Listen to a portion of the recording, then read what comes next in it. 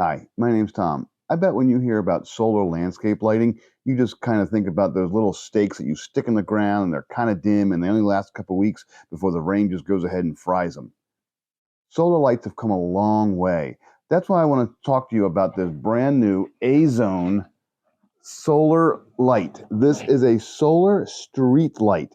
They sent this along to me for a review, and I'm going to go ahead and tell you all about it. So yes, this is a 1500 watt equivalent solar LED light. It charges with sunlight, about 6 to 8 hours of it, and then it will go ahead and kick off some really, really bright light for most of the evening. It's really pretty cool.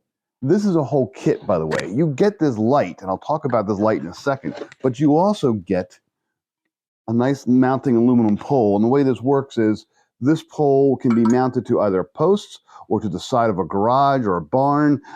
You can go ahead, if you're mounting it to a post, you can actually tighten it in. It includes all the hardware, all the bars, all the little screws and nuts and anchors. You may need extra stuff for really, really weird cases, but this actually includes a lot of this stuff right here. So this is your actual pole that you install it on. Here's a whole pile of hardware. There's an instruction booklet, and there's even a remote. All this stuff is included in this kit. Okay, so before we actually talk about mounting it, let's just take a look at what we have here. This is a solar street light, but I want you to notice a couple things. Obviously, right here, it's got a little bit of a peak to it.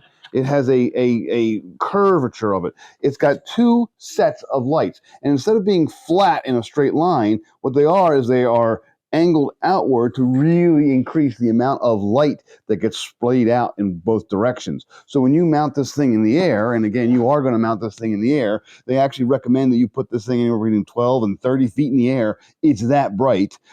It will actually shoot the light outwards from that angle all over the place. So it's a nice big street light. It covers a great big area of coverage because it's so bright, and because these lenses are angled such that they push all the light out. You're going to mount it like this. What's on top of this?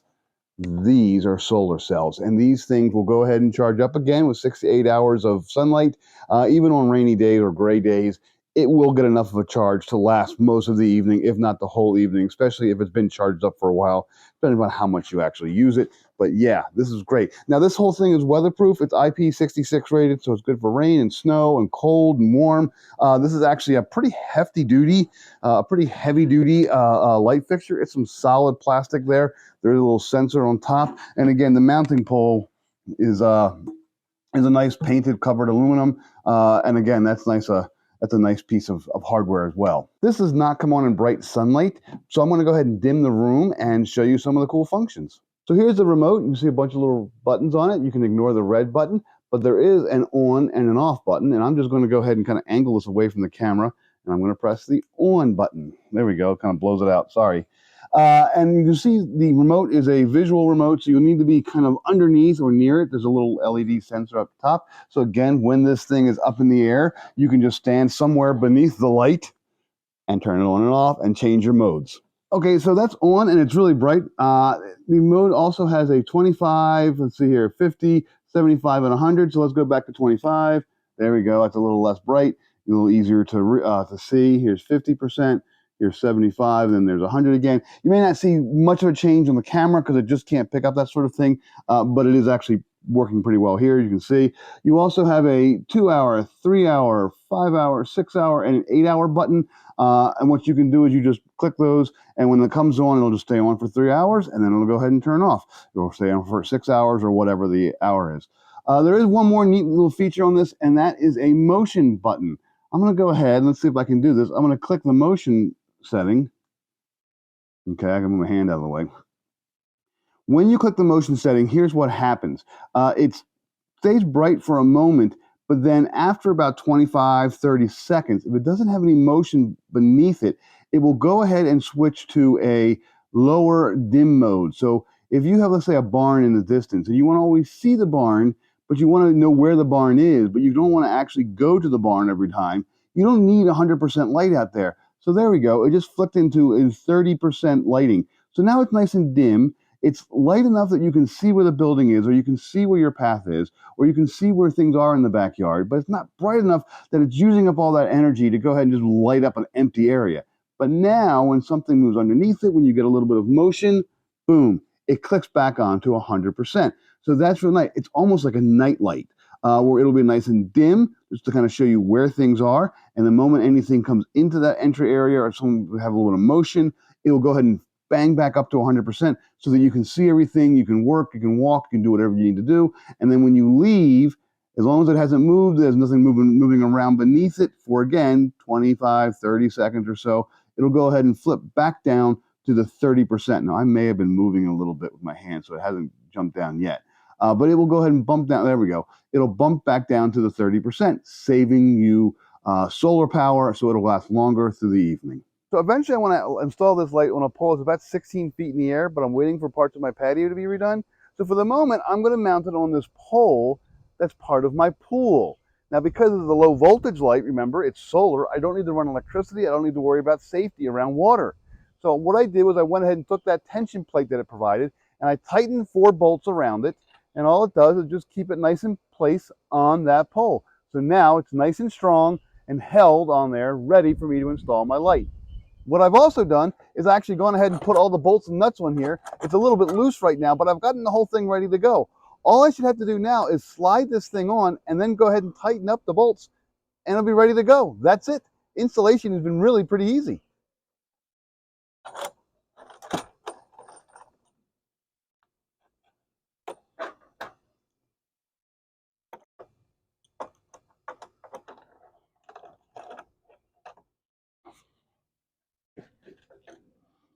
Once installed, you still want to go ahead and set the mode that you want it to be into.